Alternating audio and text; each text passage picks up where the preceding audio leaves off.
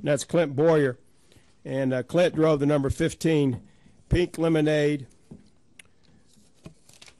5-hour energy LBBC Toyota for Michael Waltrip Racing. And Clint, maybe just talk about the race out there today. Certainly a lot of intensity out there. You were right up front, running for the win. And what was your perspective and what was your take on today's race here at Talladega? Well, my game plan worked. You know, it's so hard to strategize around this. I mean, you can a little bit, but you still gotta, you know, bob and weave and take it as it comes. You know, I kind of usually have a lap for a rule of thumb that I try to go by. It's not much fun riding around there in the back. You kind of got to wake yourself up there and get back in the action. But you know, it's what you got to do. I mean, at the end of the day, you got to throw a Hail Mary at one point or another to put yourself in contention to win at these restrictor plate tracks. And it's like I always said, if I'm going to throw a Hail Mary, I'd just soon throw one of them. I don't want to get intercepted, you know, any more than I have to. So there was a point in the race there where they were 3 wide ahead of me. I was kind of in a pocket where I wanted to be, where I felt it was safe, and they got jumbled up and about wrecked. And I thought that was my opportunity a little bit sooner than I wanted to go, but that was a good opportunity. I went from about 25th and drove up what was going to be 3rd, and that caution came out when we were all on pit road. But just like I said, it's a fun, unbelievable experience. Hard to explain, you know, what happens. It goes through your mind those last, you know, 10 laps or so, especially, what was it, 9 laps there with the green-white checkers. Was in contention. I was in the spot I wanted to be in that next to last run in the middle.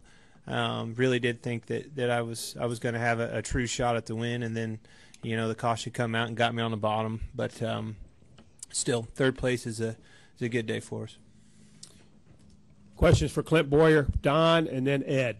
Get a mic there to Don and then Ed, please. Clint, Don Coble with the Florida Times-Union. In your racing days, you've probably seen a lot of strange things. But to see Matt Kenseth push Brad to the win on the final lap, could you have imagined that could have happened, especially with what happened last week? Yeah, I can. If he could have flipped him to win the race, he probably would have. But you know, that's me being a smartass, though. That's just competition. You know, Matt needed to push the 2 to get his best position and get himself in an overall shot to win that race. It doesn't matter if it's your worst enemy out there or you know, your best friend, you know, your closest friend as far as racers go. But you've got to use them, you know, and he was using the 2 car as much as the 2 car was using him at that point. Go ahead, Ed. Ed Hinton, ESPN.com. Clint, I doubt very seriously you had time to watch what I'm about to ask, but if you had time, could you sort of be the play-by-play man on what went on between the 2, the 31, and the 20 coming up to push him after? Were you able to see much of that, and can you describe? Well, I mean, here's the thing. You all get locked together. We did that next to last restart. We were really locked together. Both lanes seemed like, you know, 4 or 5 deep. They were just bumper to bumper and pretty much locked on the track. The last one we were jumbled up pretty bad, so that leaves, you know, margin for people to get runs and pushes and harder bumps and things like that to catapult you in a position or not. That being said, you know, I was having to, it forces your hand to protect and try to figure out ultimately coming off the 2 what lane you want to be in. And in my mind, I didn't want to be on that outside lane. I either wanted to be on the bottom or the middle. And right off the bat, I realized that the middle wasn't going to be an option because they were already there and tight down on our door. So, you know, it was left to be on the bottom, pushing Matt. Do you realize you pushed Brad Keselowski to the win? Karma's a bitch, isn't it? I was hoping to spin him out. I'm just kidding. I already told him. I said if he could have flipped him to win, he probably would have. Any additional questions for Clint? Back in the back, Tim. Yeah, thank you, Kerry. Clint, this is Tim Despain with Pit Stop Radio. What's your take on the new chase scenario NASCAR has come out with now, and do you think they need to tweak it any for next year? Oh boy.